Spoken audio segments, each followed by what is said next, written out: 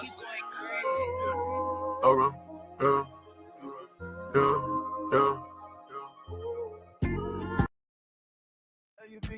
Living lavishly, walk around in double C. Got no salary, everything I kill I eat. They all doubted me, till they see me on the screen. They all proud of me, same people that ain't believe. Burning calories, running shit up with my team. Say your majesty, know I'm living like a king.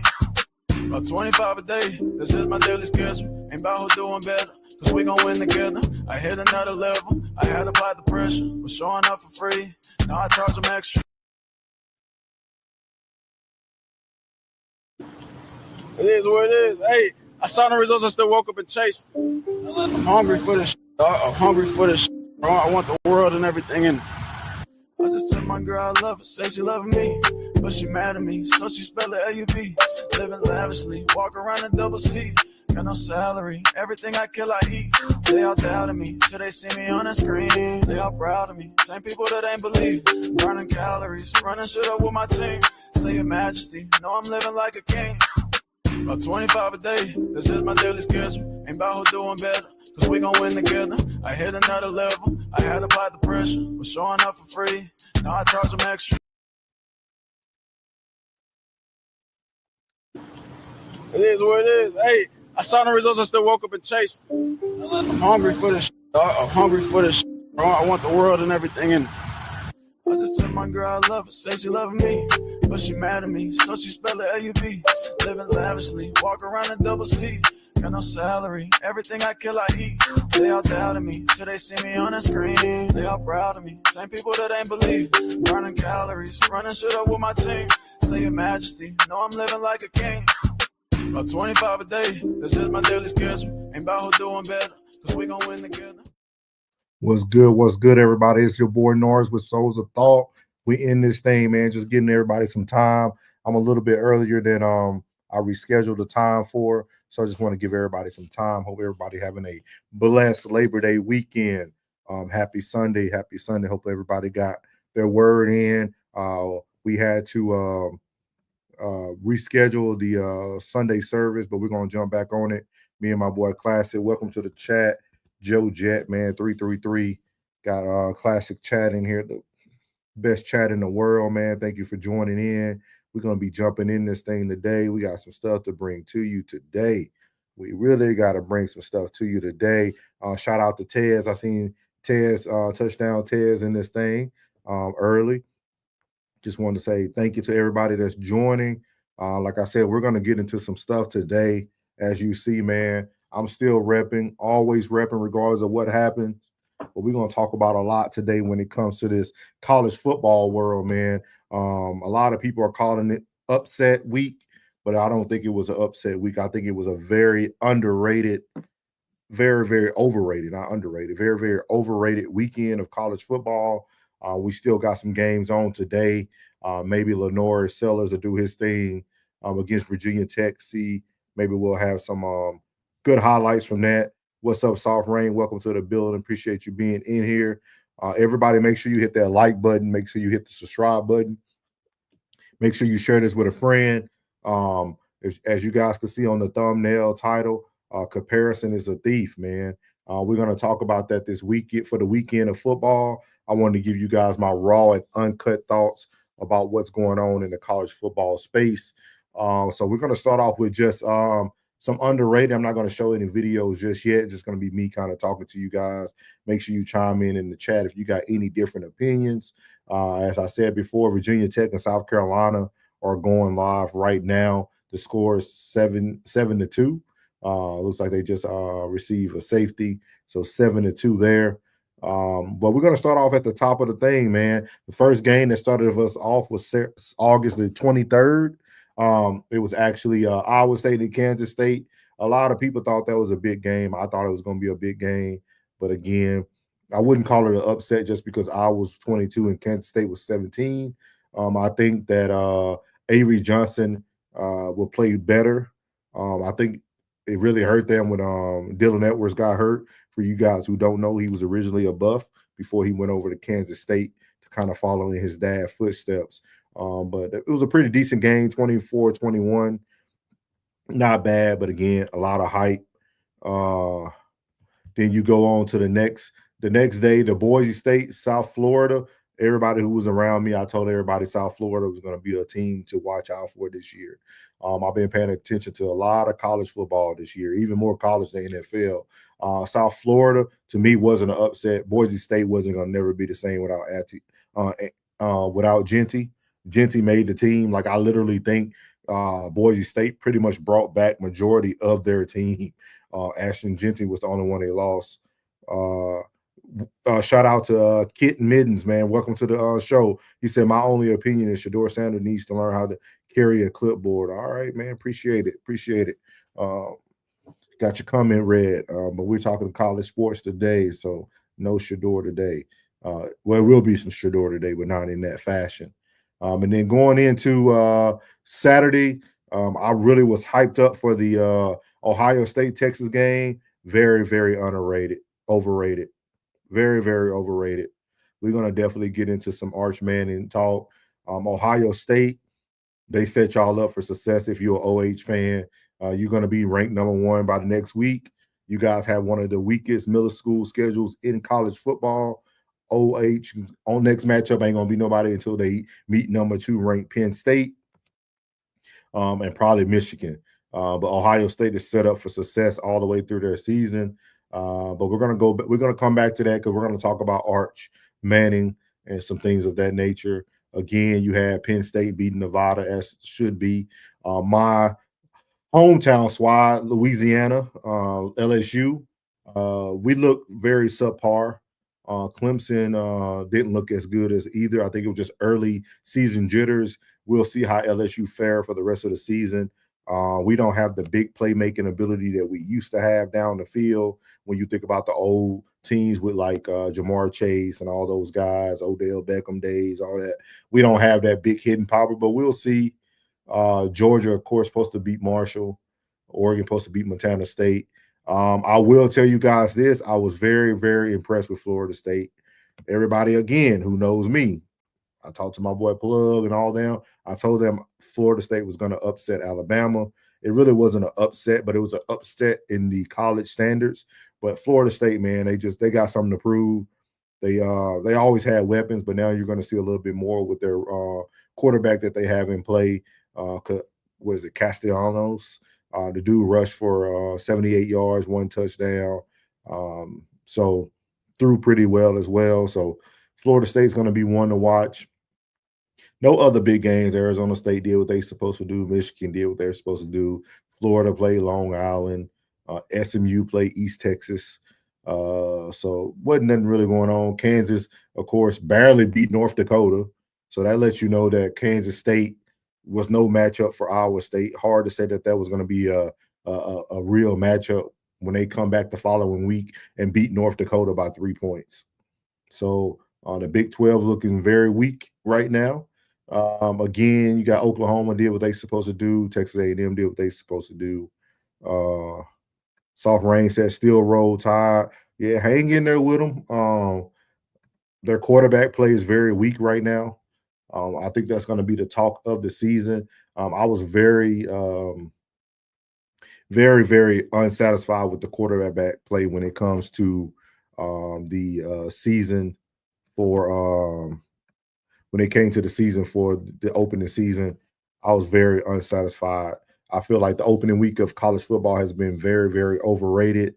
I think it was something they just wanted to ramp everybody up for.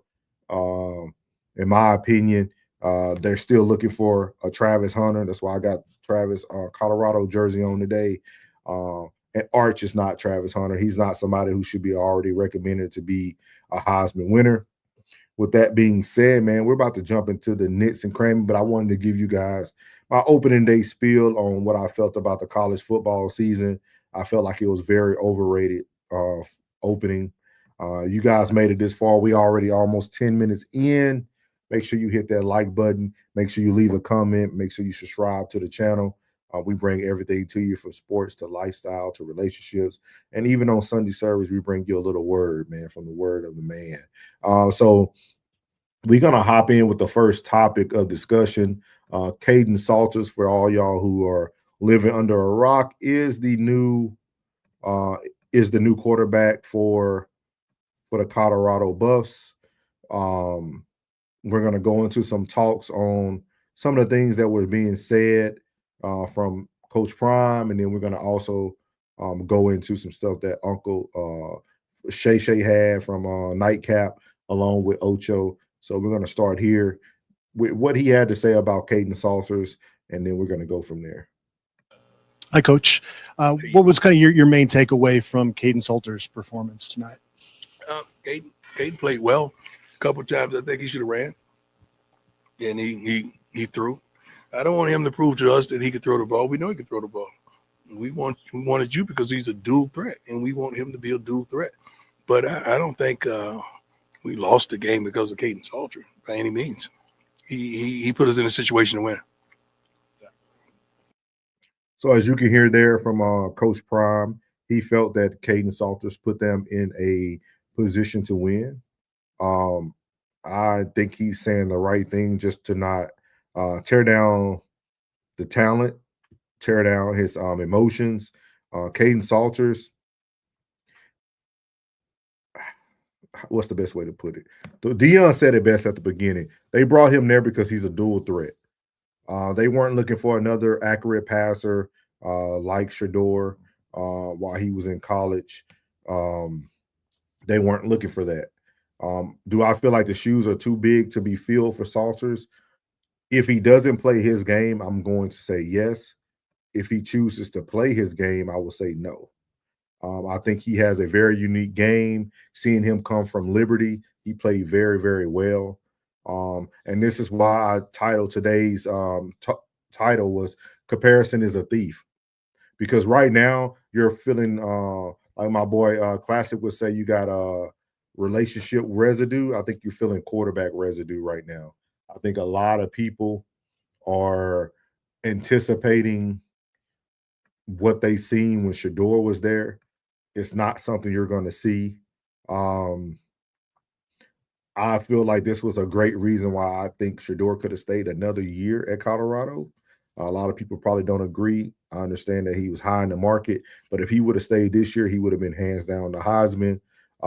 Colorado's offensive line is a little bit better. I would say probably about 30% better as last year.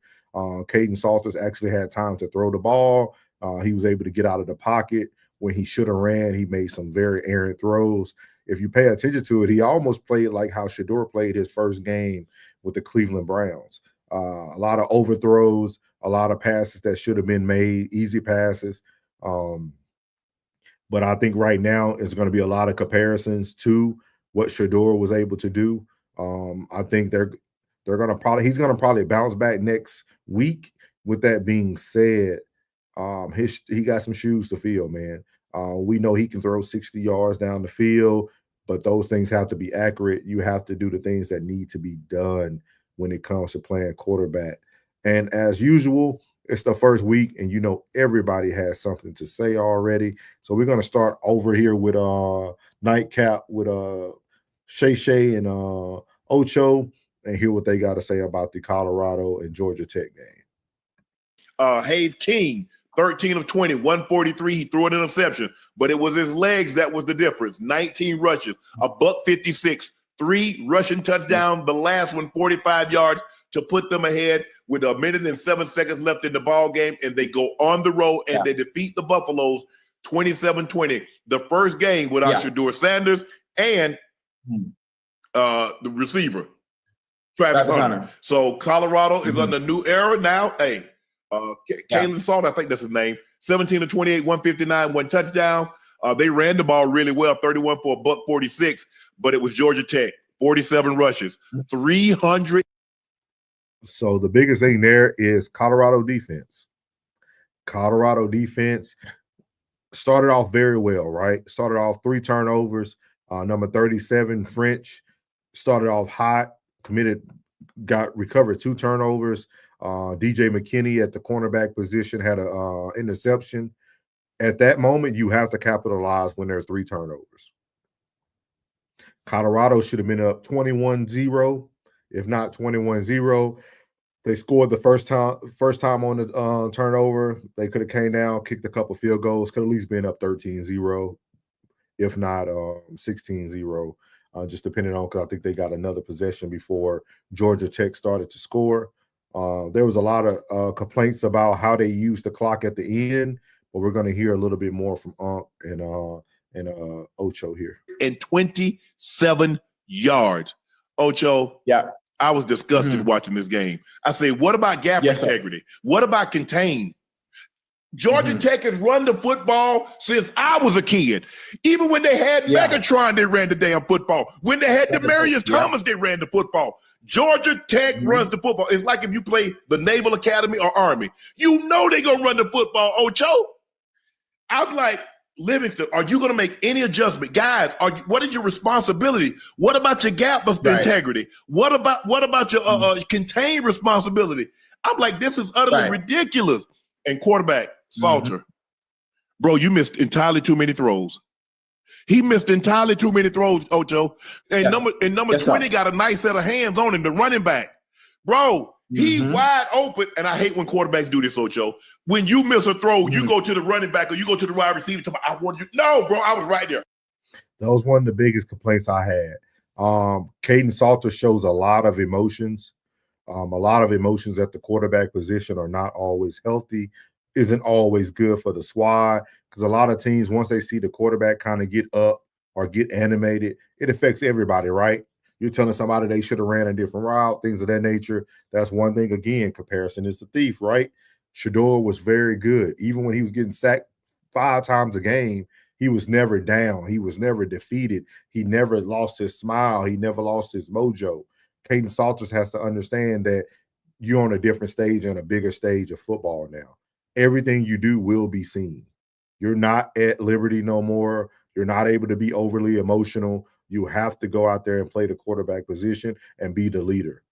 Don't just, those are things you can wait till you get to the sideline. You're overthrowing him, man. Regardless if he should have ran up, you had enough time on that dump down to dump it in the right spot. You're not throwing every pass trying to predict where they're going to be. Because if that was the case, you wouldn't miss a lot of the other easy passes. So something to think about as Caden Salters continue to trying to make his way into the Colorado scheme of things. Make sure you're playing your game, but make sure you're not overly emotional. Put it on me. All you had to do is hit me right here. Don't talk about That's it. Don't do that. Don't do that. You effed it up. And he had the guy on 3rd and 10.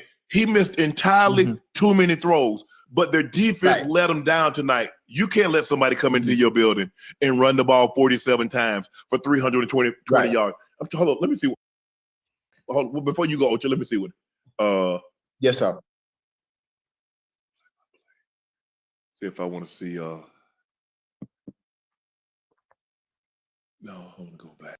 Unc over there showing his age. While he's looking for that, like he mentioned too, we know the defense was an Achilles heel last year for Colorado. Not too much has changed. Like I said, the first drive, they came out hot. Georgia Tech was making a lot of probably unusual mistakes for themselves. They're a very well-coached team throughout the years. Georgia Tech is always a contender, not really for the playoffs, but they're a contender when it comes to coming in every night, being a competitor, not rolling over for people. So that's one thing. Box score. Look at them. Man, Ocho, I'm like, but I knew I was on the phone with my brother early in the game. I say, Spank, a team give you 3 turnovers at home in the first quarter, and you only score 7 points, you're telling that team, beat me, kick our ass. Yeah. You're supposed to have a barrier. They didn't, and they got what they deserved. Go ahead, Ocho. I'll find it in a second. Go ahead. I say, listen, what I was going to say is, obviously, we all want to see what Colorado would look like without Shedeur Sanders, without Travis Hunter, and they didn't look that bad. First game of the season, you want to get the kinks out. You want to see what areas you need to improve in. Obviously, we see defensively, Colorado has to be able to stop the run because now it's out there on tape. What do we do when we play against the Colorado Buffaloes that have success? We run the ball. That was the issue last year, though, Ocho. Damn. That was the issue last year. Obviously, Georgia Tech showed that. That's an area that hasn't been filled, so that needs to be addressed. Boom. For me, the beginning of the game, Georgia Tech tried to hand the game to Colorado. They tried to hand the game to him. I'm saying, well, goddamn. In my mind, I'm looking, boom. After the first turnover, them boys went down and scored. And then it was 2 more turnovers after that. I'm like, well, all right, I don't like the way this is looking. Because if you got the ball back 2 more times. 3 turnovers in the first quarter from Georgia Tech. In the first quarter, and you only do something with it one time, I say, you know what? It's gonna come down to the end. But if you notice what Ocho started off with, right? Again, just going to the title of the episode today, comparison is a thief. Everybody's looking to see what Colorado looks like without Travis and Shedeur. It's going to take so many weeks for people to get rid of what happened last year, the players that they lost. For myself, I followed the bus very closely. Shout out to Bucky with Well Off Media. I've been very familiar with their team. To me, they have a better team this year. Did they have a bunch of superstars last year? Yes, they had Jimmy Horn, they had Welster, they had Shedeur, they had, Shallow in the secondary, those type of things. And then you also had Travis on the other side of the ball again. With that being said, this year they actually have a complete team. I would like to see Colorado stop using so many personnel packages. I seen that there were moments where McNeil, number 88, wasn't in the game. He's a big defensive tackle, somebody who needs to be in the game, the clog up to have that gap integrity. Then you had French, who played a great game. You had Ben, number 28, at the safety position, made some great tackles coming up in the box in the first quarter. Wasn't in every time. A lot of different packages. I think they're trying to be too NFL-ish, if that's even a saying. I think they need to simplify for these kids. I think a lot of times we can make things more difficult than they need to be. College football, very simple game. Make the plays, do the right thing, be in the right area at the right time, and it'll make it very easy. Gonna let them say a little bit more, and then we're gonna move on to what I know a lot of people are waiting on today. It's gonna come down to the end because offensively, they're not doing enough. Nope. They're not doing enough offensively to put me at ease. And to put to make me calm, because for one, the first turnover, it was all the way in your territory, so of course it was easy to go down and score. But the other two, it seemed like you really couldn't move the ball. They didn't. You really couldn't move the ball. You tried everything you could to establish the run. The run was. They ran for Ocho. They ran. I mean, they ran for 146 yards. Yeah, but obviously, it wasn't enough. It wasn't enough. You want a happy balance of both. To kind of keep the defense, on their heels. That's another thing too, though. Too many running back packages.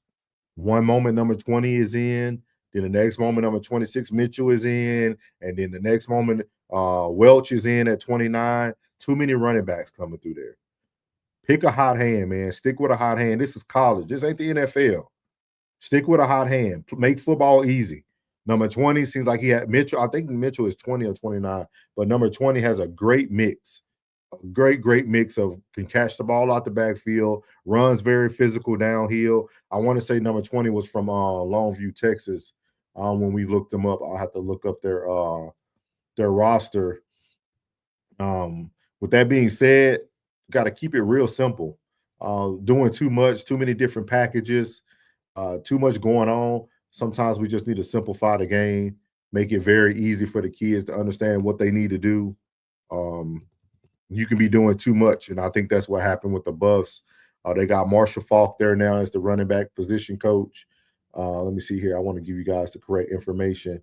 Number 20, running back. Let's see here.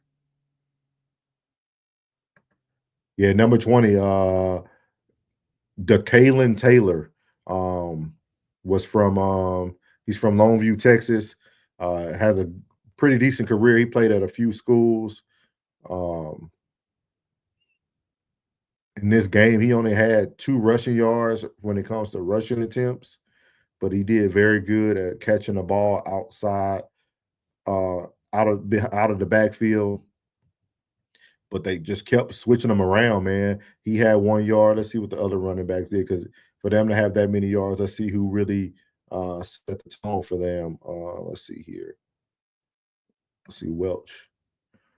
Welch had 64 yards on 11 attempts, averaged 5.8 yards. Welch is number 29. He played very well last year. He's in his sophomore year this year. Again, he's out of Georgia. Great running back, 5'9", 215. Dude's very physical.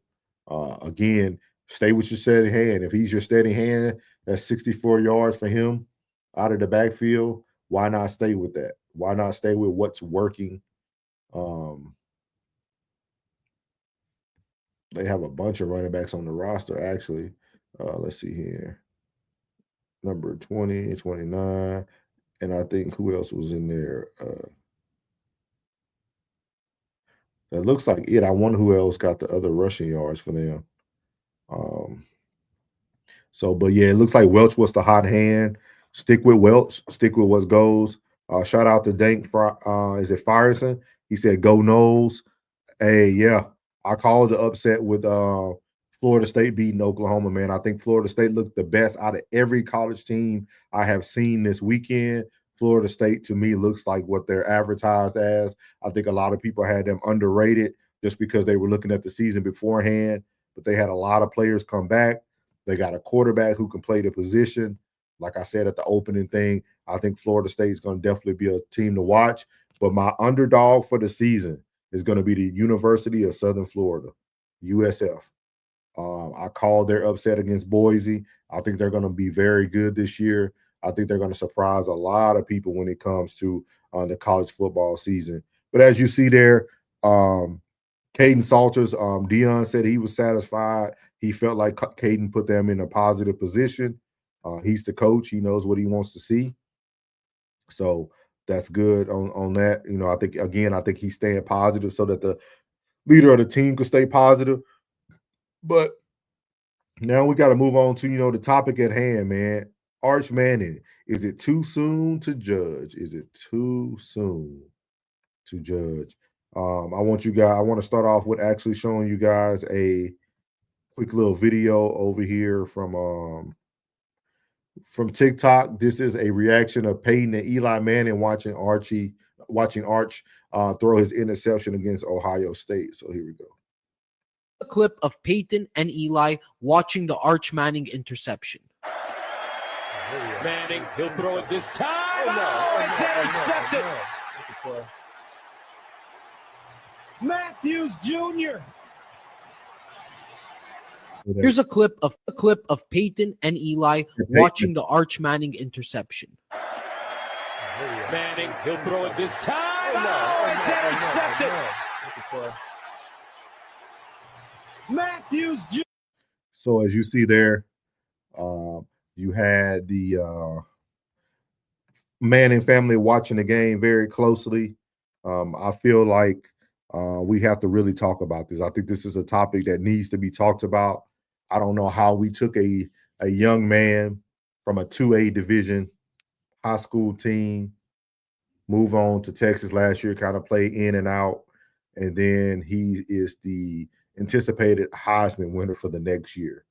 We all know why this is, but this is, again, comparison is a thief, man. Not just a thief of joy. I think it's a thief of growth.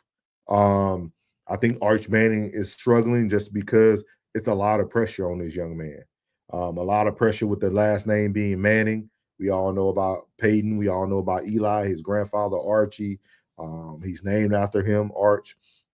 He actually had another, I want to say his uncle played, another one that played receiver.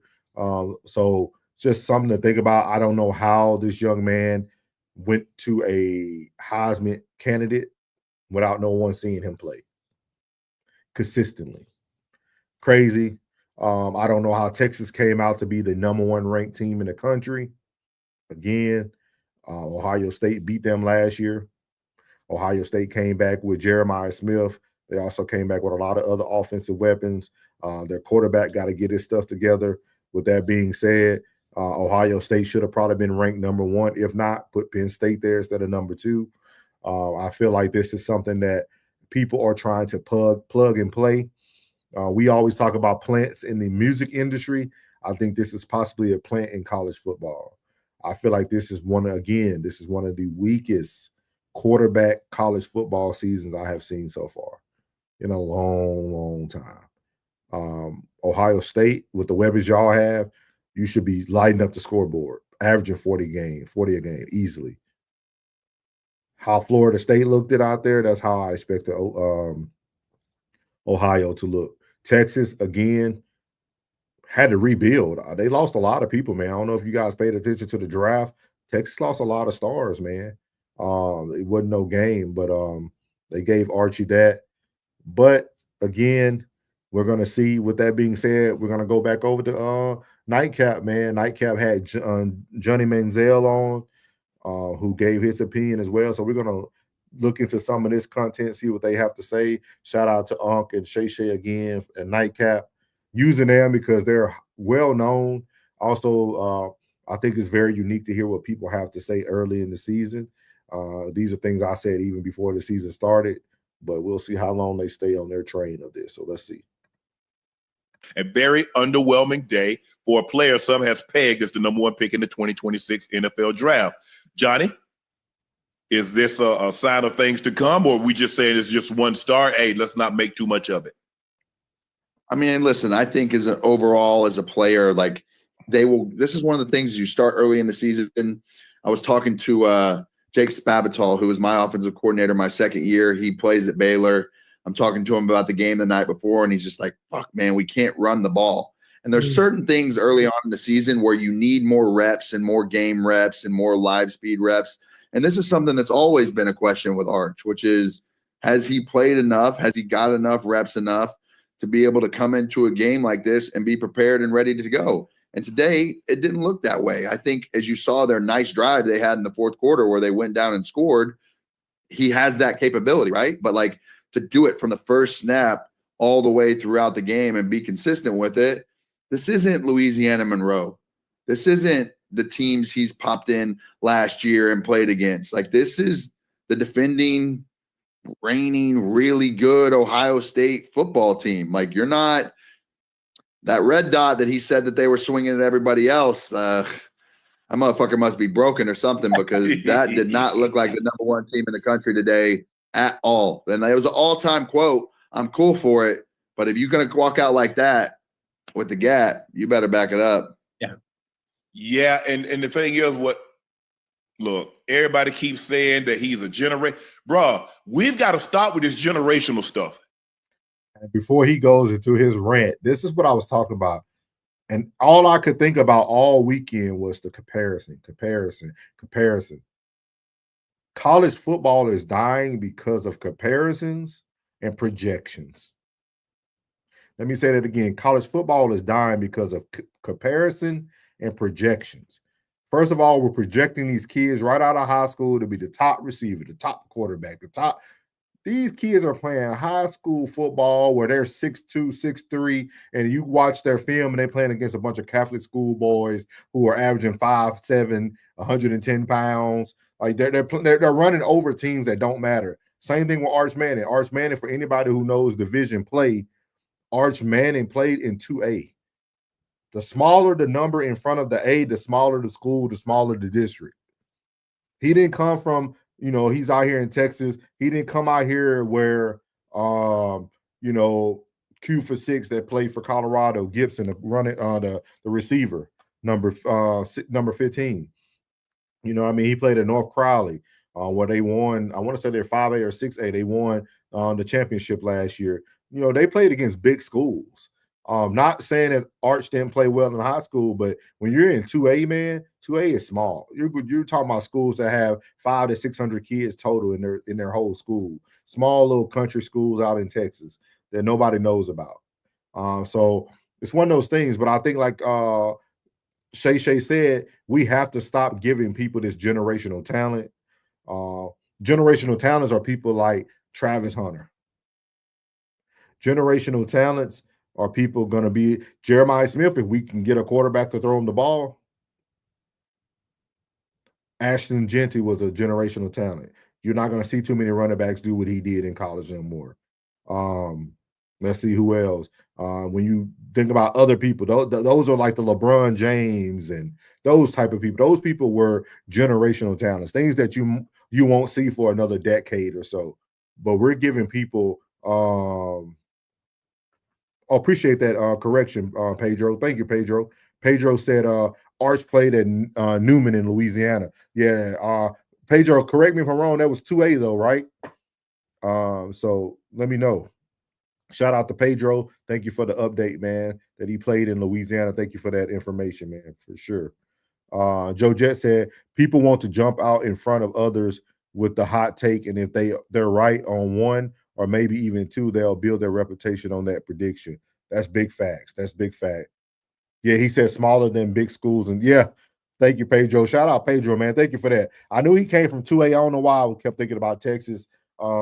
They probably mixing him up with, I think Jerry Jones' grandson was out here in Texas. I don't know if he's still playing any college ball. But yeah, Pedro, like Pedro said, yeah, smaller than big schools in Texas for sure. Joe Jet hit it on the head, man. A lot of people want to be right. I'm not about being right. I just was looking at what was going on around us. He said still a good school, though. Odell and a few players from that state went there. Big facts, big fact. But you know, Pedro, when you're comparing a quarterback to a receiver, it matters. You know what I mean? It could be a good school, but at the same time, a big-time receiver could show himself a little bit more. You know what I mean? But with that being said, I will highlight, and then, you know, he said, yeah, I agree. Yeah, you know what I mean? And then we both know, it seems like you know your football. We know Odell Beckham, their time frame, man, it was still a lot of dogs in high school. When Odell and there was in high school, it was some dogs playing in Louisiana. I played my football in Louisiana. I was in high school when people like Robert Lane was at Neville. A lot of people don't know about him. He was at Neville when I played there. He was actually the starting quarterback in front of Eli Manning before Eli Manning took the starting job over in college. So yeah, it was a lot of good football going on back then, man, in the South. But yeah, can't take away nothing from Louisiana football for sure. So let's hear a little bit more about what Club Shay or what Uncle Shay gonna say real quick. Mm-hmm. Everybody is not generational. Just because they have one or two good games, do you understand what a generation is? Yeah. Do you understand what transcendent mean? Do you know what transformative mean? We just be using stuff because it sounds good. Stop saying that. He's not. He might be that. But if you look at Archie Manning and you say he's transformative,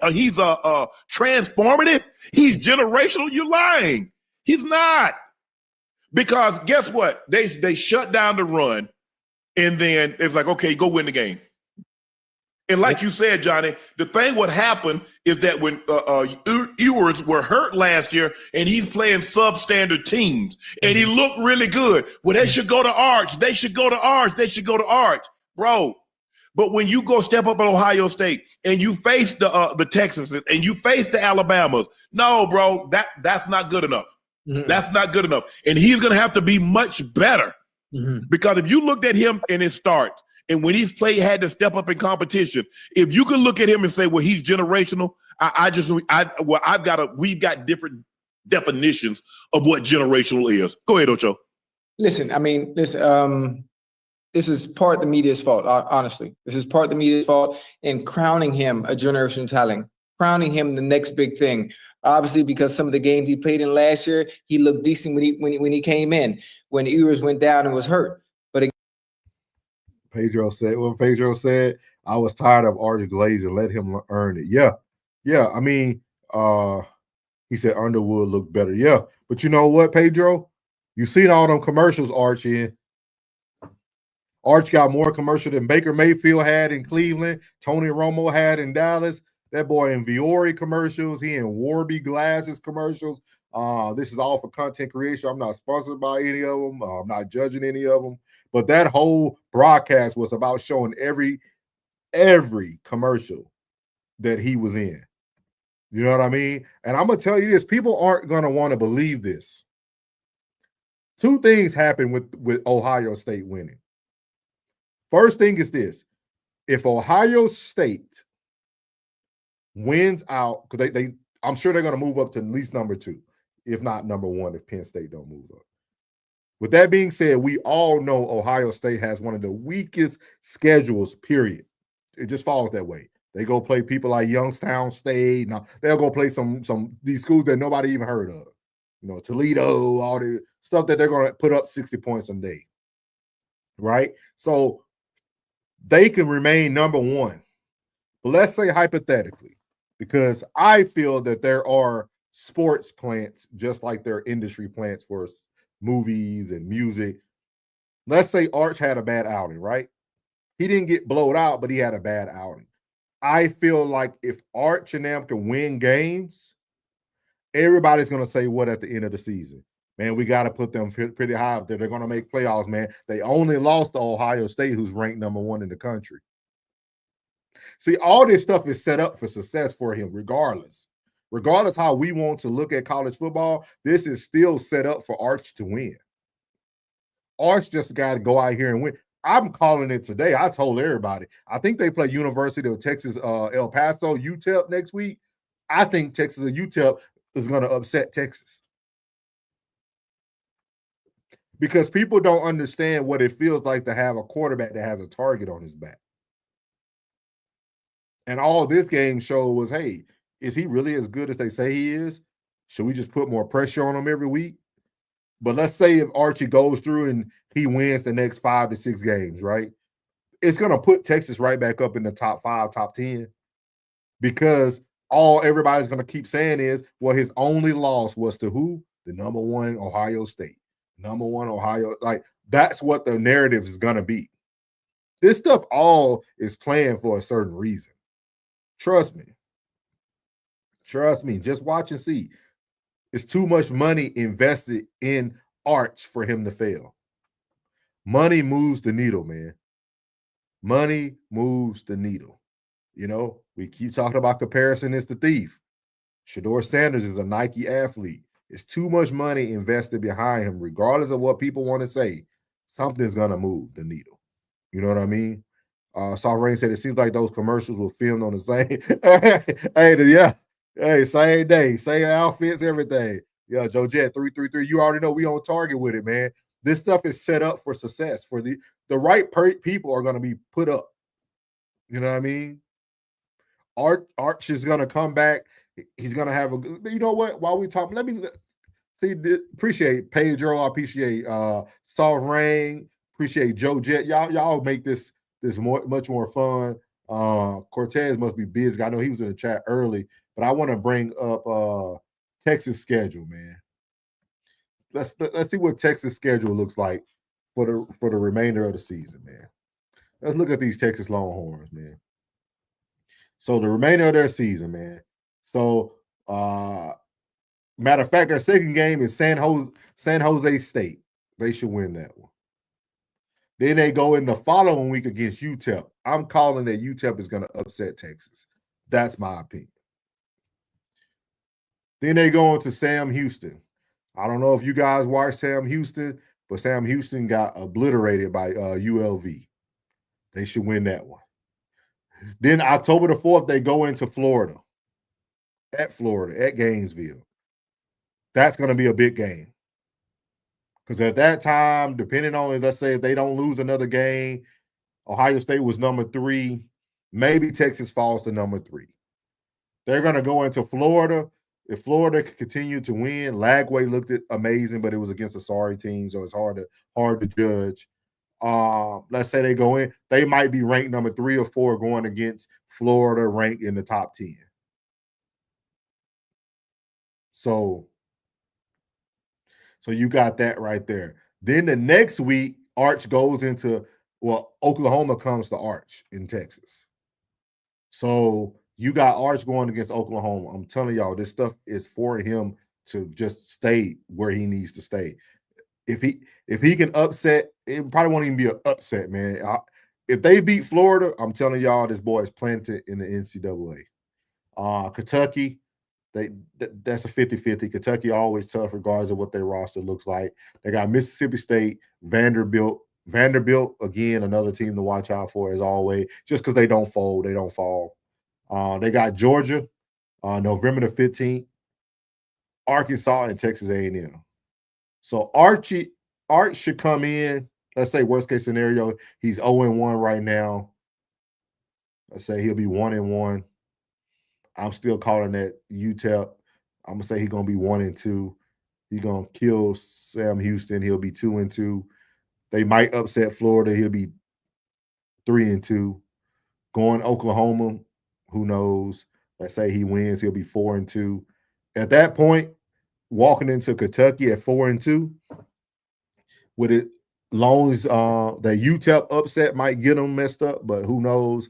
Soft Rain said UNLV shut down. Yeah, that was sad. That was so sad. But I was in Vegas at that time. You would have thought UNLV was playing against LSU the way they were cheering up there for that beatdown they gave. But yeah, it's set up for them right now, man. It is set up. It's set. They're setting the season up for Arch to still make a comeback. Johnny Manziel would know best. So let's hear a little bit more of what they got to say. And you guys leave your thoughts too in the chat. Again, you come in week 1, you playing against them boys. What did Johnny say? A dog is going to be a dog regardless of circumstance, regardless whether it's week 1, week 2, or week 3. So now, sometimes things look funny in the light. Sometimes things look funny in the light where the media has propelled and been propped up an individual that they're this generational talent, supposed to be the number 1 pick in the draft. And so we're expecting. With that being said, before they finish up, we have to understand that they did say Arch is not going into this draft. That's what his family said. And I told someone that I was speaking to is that was a setup too. So if he doesn't have a good year, they're already projecting like, hey, we knew he was going to have some growing pains. We got to get him to the next level. Hey, look, he finished the season with 3 losses. He fought back. Next year, he'll be better. So the family's already balanced it out. See, the Manning, again, comparison is a thief, right? Coach Prime talking about Shedeur last year, saying he's the best quarterback. He's going to win Heisman. He's the best player in college football behind Travis. To the Manning family saying, hey, Archie's good, but he ain't going in this year's draft. We're gonna let him go out another year. They played that balance game. So hey, so he won't lose any endorsements if he has a bad season. He won't lose any money. Words have power. It was all about the balancing. Prime talks up here about his son. The Manning family's like right there. Hey, we're going to say just enough to keep everybody in good graces. But if he doesn't have a good season, hey, we told you guys he wasn't going in this draft. He's going to shift over. Again, I think this is the most underwhelming year of college quarterbacks. Sellers and Lagway might be your top 2 candidates. Let me see. Let me look at the score of what's going on in South Carolina right now. See what I'm talking about? South Carolina's in the second quarter, and it's only 10-5. Lenore Sellers right now is, and then he got my first name, man, without the LA. 7 for 13, 89 yards. Very, very unimpressive. Very, very unimpressive. But see, a lot of y'all, Kyron Jones, don't sleep on Kyron Jones at Virginia Tech. I told everybody that's why he stayed another year. He's another prodigy from the same quarterback coach that Cam Ward and Shedeur had. He's good friends with Cam Ward and Shedeur. They trained a lot. You can't overlook him. He came back for another season. He was actually supposed to go to the draft 2 drafts ago. 6'2", 235, big body. Had a great game against Miami and Cam Ward last year. Kyron Jones, I keep telling everybody, he's someone to watch. Everybody slept on him last year. He had 136 completions, 1,500 yards passing. Actually had an even better season the year before that, throwing for almost 2,084 yards, 17 touchdowns, and only 3 picks. The boy got an arm on him. The boy can play. And right now they're giving South Carolina fits. And again, Virginia Tech is unranked. That's what I'm saying. This year we're just going into seasons just giving people ranks by who we think they're going to be every year. So, but keep an eye on that. It's still the first half. And then I'm gonna tell you guys today, in my opinion, Notre Dame is going to beat Miami this afternoon. So probably +3. To see just that. It was a bad day. It was a bad day for Arch. It was a bad day. I think he's going to be all right. But based on what we saw today, nah. That ain't it. That ain't it. Because they couldn't score. They couldn't even score. They couldn't score. They couldn't run the ball. So if you can't run the ball and you can't score, And our offensive coordinator wants to be able to say, you know what, Arch, I need you to win it with your arm. I need you to win it with your arm. And they couldn't do that. Go ahead, Johnny. What do you want to say?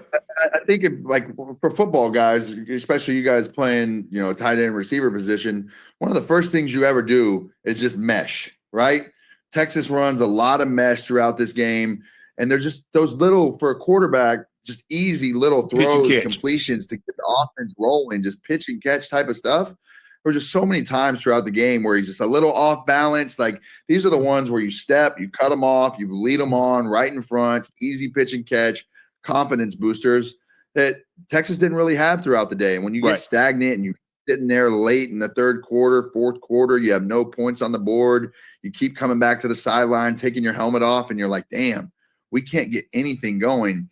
For Arch in those situations, those are the ones you just have to go back to the very basics of what you do, day one install, whatever it is, take a little three-step drop and just throw the shallow real quick. Whether it's bang, bang, get tackled or whatever, you got to build on some momentum and be able to get yourself in a spot. Because, look, the talent is there. I think he will get to a point where he's good enough.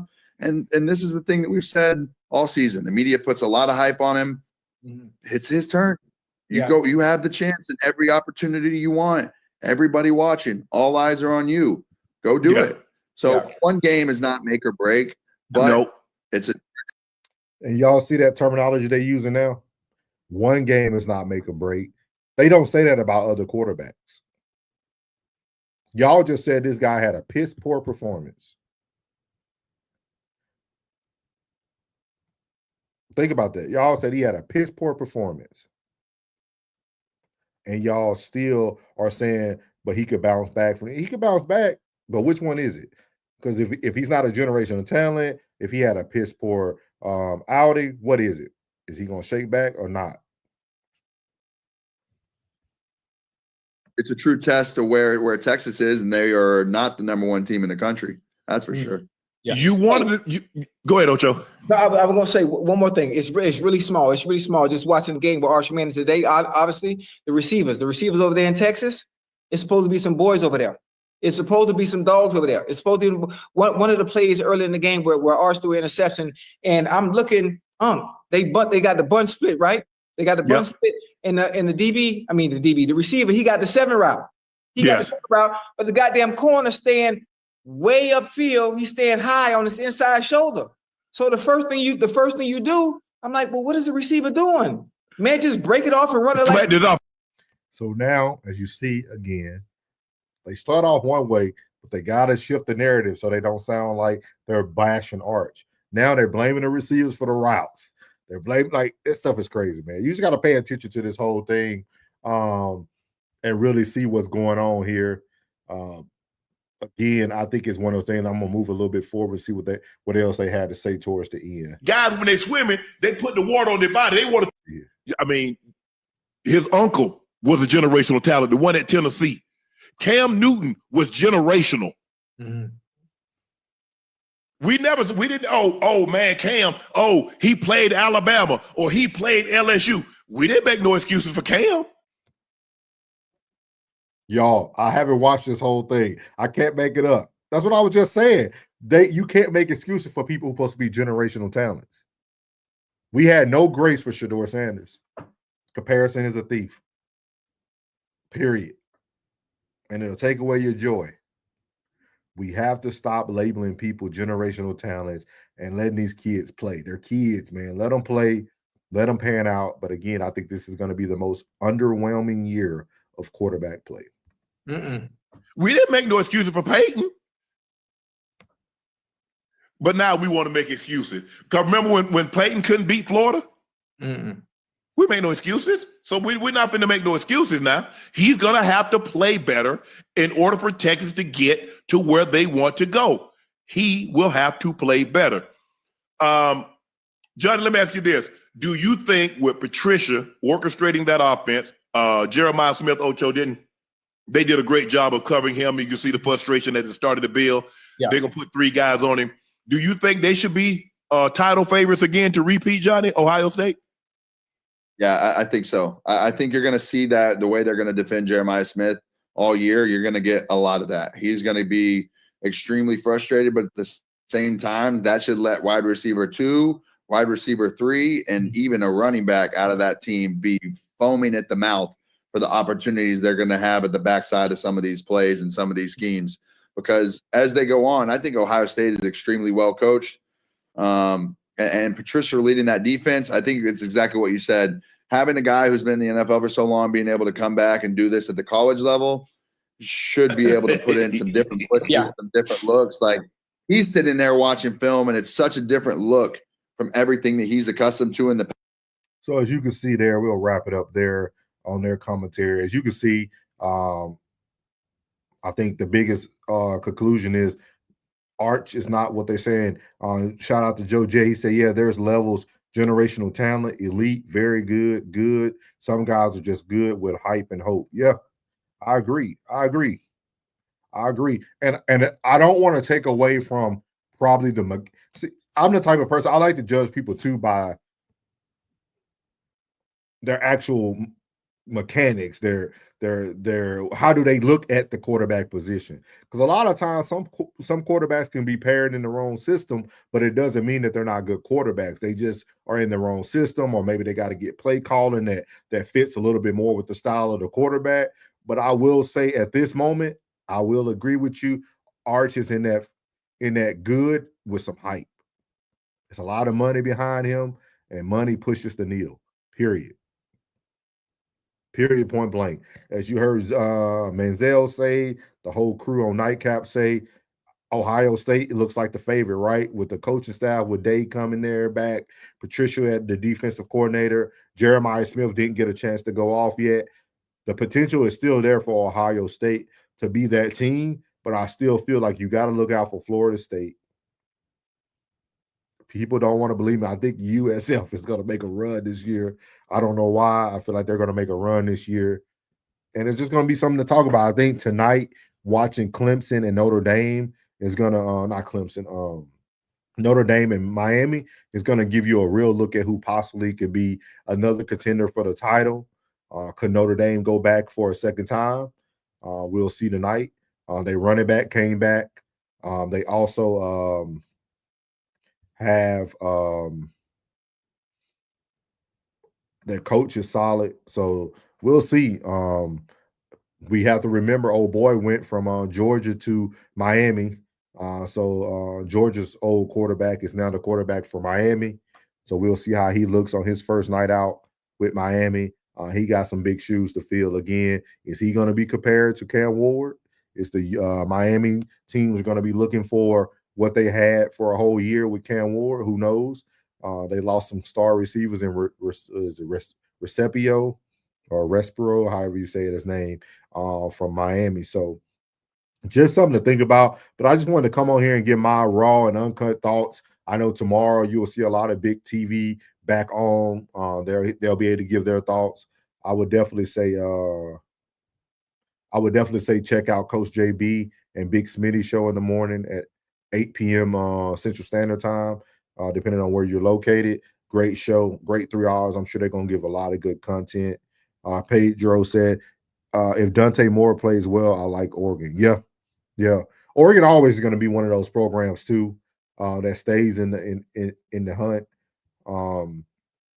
With that being said, Florida State is going to be to watch. I'm going to look forward to watching the rest of this Virginia Tech game to see, hey, is Jones going to come out on top with his experience of a veteran college quarterback, or will Lenoris Sellers be able to pull it out for him?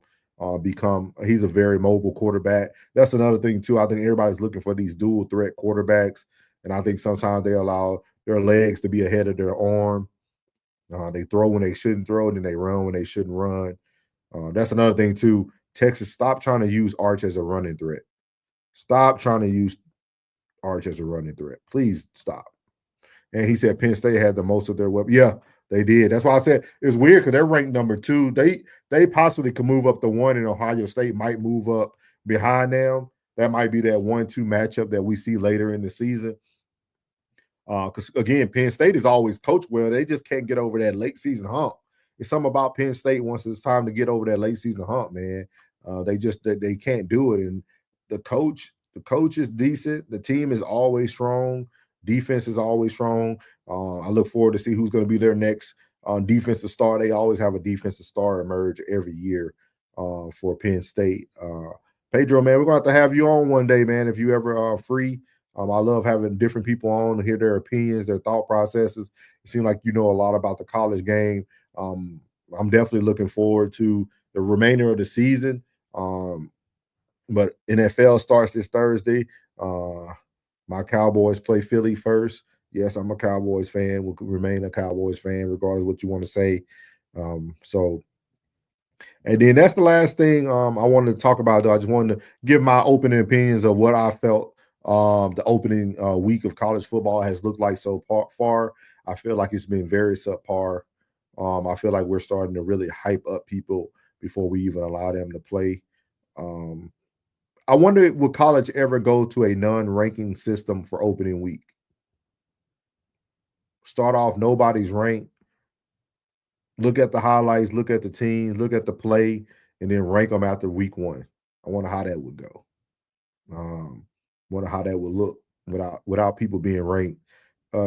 Especially like for people in the SEC, it's very tough for us because I'm an LSU fan. We played decent, but not at the best. Like I said before, our quarterback play should have been better. He's very high. He hyped up too. So, but a lot of SEC teams start off at a very high ranking, and then our season is so tough because we're beating up on each other within the SEC.